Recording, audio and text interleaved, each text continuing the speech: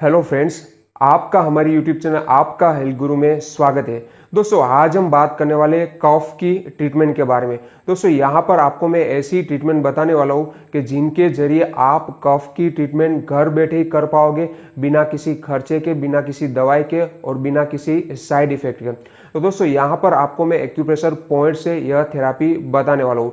दोस्तों, पहले जान लेते हैं कि कफ एग्जैक्टली होता क्या है। दोस्तों, कफ हमारे शरीर का प्रोटेक्टिव मैकेनिज्म है कि जिनके जरिए हमारे फेफड़े में, हमारे लंग्स में जो भी टॉक्सिन्स जम गए उनको बाहर निकालने का एफर्ट शरीर करता है, जिससे शरीर को ज़्यादा नुकसान नहीं पहुंच पाए।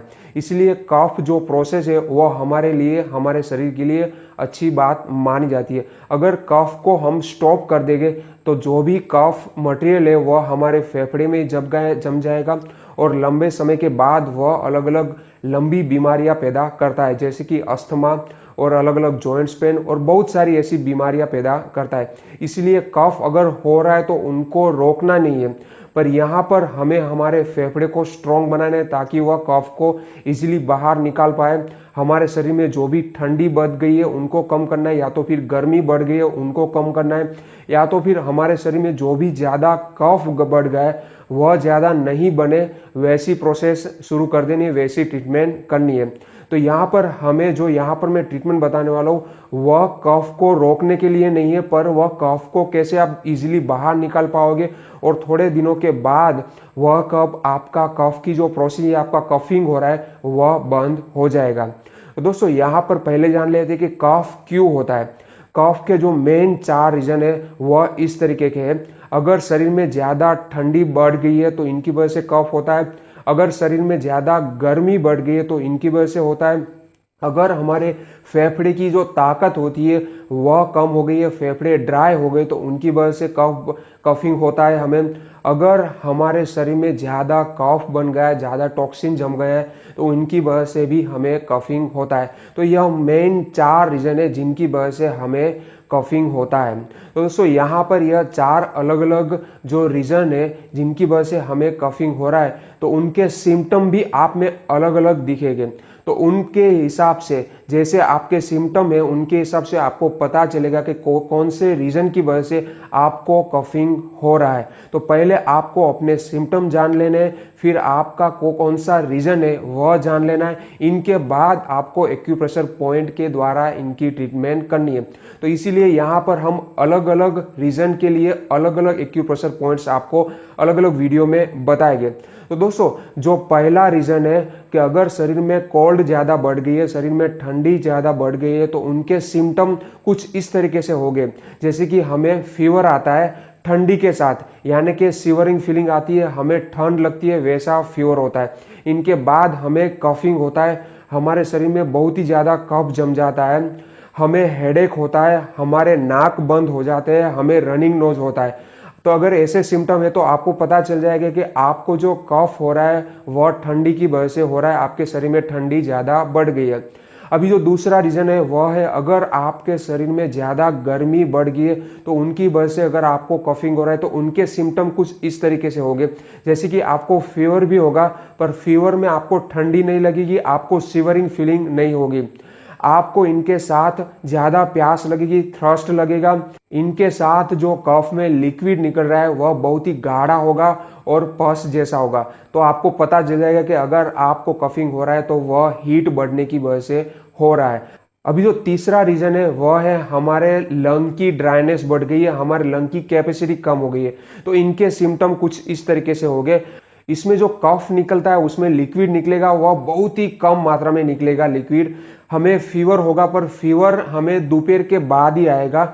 हमें जो स्पुटम निकलता है उसमें कभी कभी ब्लड भी आ सकता है। हमारा जो गला हो सूख जाता है और वह ड्राई हो जाता है। तो ऐसे अलग अलग सिम्टम अगर आपको हो रहे हैं तो आपको पता चल जाएगा कि आपकी फेफड़े की कैपेसिटी कम हो गई है, फेफड़े में ड्राइनेस आ गई है। अभी जो चौथा रीज़न है वह है, अगर आपके शरीर में ज़्यादा कफ जम गया है तो उनके सिम्टम कुछ इस तरीके से होंगे। पहला तो आपके कफ में जो स्पुटम निकलेगा वह बहुत ही ज़्यादा मात्रा में स्पुटम निकलेगा, आपकी भूख मर जाएगी, आप में चुस्ती आने लगेगी, आप पूरा पूरा दिन आलस में रहोगे, लेजीनेस फील करोगे। और यह कफ नॉर्मली विंटर में होता है, तो आपको पता चल जाएगा जो आपको कफिंग हो रहा है वो आपके शरीर में ज्यादा कफ की मात्रा बढ़ने की वजह से हो रहा है। तो दोस्तों आपने देख लिया कि अलग अलग रीजन में अलग अलग सिम्टम आपको दिखेंगे, तो इनके हिसाब से आपको पहले अपना रीजन फाइंड आउट कर लेना है। फिर इनके बाद वह रीजन के हिसाब से यहाँ पर मैं आपको जो एक्यूप्रेशर पॉइंट्स बताने वाला हूँ वह पॉइंट के द्वारा आपको ट्रीटमेंट करनी है। तो आपका कफ थोड़े ही दिनों में पूरी तरीके से गायब हो जाएगा। लंग्स में जो भी एक्स्ट्रा कफ जम रहा है वह पूरा क्लियर हो जाएगा। तो दोस्तों यहाँ पर हम अलग अलग वीडियो में यह एक्यूप्रेशर पॉइंट्स जानेंगे अलग अलग रीजन के लिए। तो दोस्तों इस वीडियो में हम जानेंगे कि अगर आपको कफिंग, हमारे फेफड़े की कैपेसिटी कम हो गई है, हमारे फेफड़े में ड्राइनेस बढ़ गई है, इनकी वजह से हो रहा है, तो उनकी एक्यूप्रेशर थेरेपी से आप किस तरीके से ट्रीटमेंट करोगे।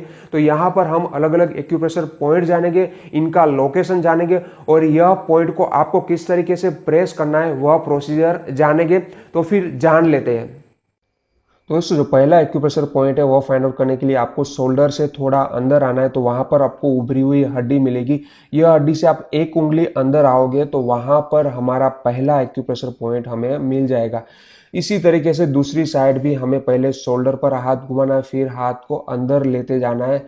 जहां पर आपको उभरी हुई हड्डी मिलेगी, थोड़ा डीप में मिलेगी, यह हड्डी को पकड़ने के बाद आपको यह हड्डी से एक उंगली अंदर आना है। तो वहां पर हमारा पहला एक्यूप्रेशर पॉइंट मिल जाएगा। तो यह पॉइंट को हमें इस तरीके से सर्कुलर मोशन में 10 या तो 15 बार घुमाना है, क्लॉकवाइज एंटी क्लॉकवाइज। फिर इनको पंपिंग करना है 10 या 15 बार, या तो फिर आप 2 से 3 मिनट के लिए यह पॉइंट को अच्छी तरीके से पकड़ के रखिए। तो दोनों साइड के पॉइंट को हमें एक्टिवेट कर लेना है। तो यह पॉइंट से हमारे फेफड़े की कैपेसिटी बहुत ही अच्छी तरीके से बढ़ जाएगी और हमारा कफ भी कम हो जाएगा। जो दूसरा पॉइंट है वह हमें पैर में मिलेगा। पैर की जो फुट की अंदर की सरफेस होती है वहां पर ऐसी उभरी हुई हड्डी होती है, प्रोमिनेंट हड्डी होती है। यह हड्डी का जो हाईएस्ट पॉइंट है, टीप है, उनको आपको पकड़ लेना है। फिर यह टीप से आपको एक उंगली नीचे आना है। तो वहां पर हमारा दूसरा एक्यूप्रेशर पॉइंट हमें मिल जाएगा। तो यह पॉइंट को हमें थंब से इस तरीके से एक्टिवेट कर लेना है, क्लॉकवाइज एंटी क्लॉकवाइज डायरेक्शन में 10 या तो 15 बार घुमाना है। फिर इनको पंपिंग करना है, दबाना है, छोड़ना है, दबाना है, छोड़ना है। फिर इनको 2 से 3 मिनट के लिए दबा के रखना है। तो यह हो गया हमारा दूसरा एक्यूप्रेशर पॉइंट कफ के लिए। तीसरा जो एक्यूप्रेशर पॉइंट है वह हमें हाथ में ऊपर की सरफेस पर मिलेगा। इनके लिए पहले आपको अपनी रिस्ट लाइन फाइंड आउट कर लेनी है। रिस्ट लाइन का जो थंब साइड का पॉइंट है वह पॉइंट आपको नोट कर लेना है। फिर यह पॉइंट से आपको 2 उंगली ऊपर आना है। तो वहां पर हमें हमारा तीसरा एक्यूप्रेशर पॉइंट मिल जाएगा। रिस्ट लाइन फाइंड आउट कर लेनी है। फिर थंब साइड की जो एंड है रिस्ट लाइन का, वह एंड से आपको 2 उंगली ऊपर आना है। तो यह पॉइंट को भी हमें एक्टिवेट कर लेना है। क्लॉकवाइज एंटी क्लॉकवाइज डायरेक्शन में ऐसे गोल गोल घुमाना है 10 या तो 15 बार। फिर इनको पंपिंग करना है, दबाना है, छोड़ना है, दबाना है, छोड़ना है 10 या तो 15 बार। फिर इनको 2 से 3 मिनट के लिए दबा के रखना है।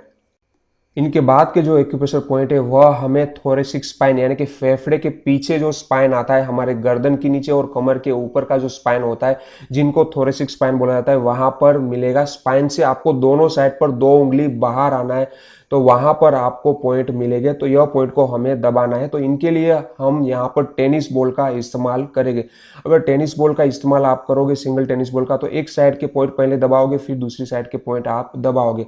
पर अगर दोनों साइड के पॉइंट आपको एक ही साथ में दबाना है तो इस तरीके से 2 टेनिस बॉल को आपको टेप से जोड़ देना है, ताकि एक ही साथ में आप स्पाइन के आजू बाजू के जो दोनों साइड के पॉइंट है वह एक ही साथ में आप दबा पाओगे। तो देख लेते हैं कि किस तरीके से आपको प्रेस करना है।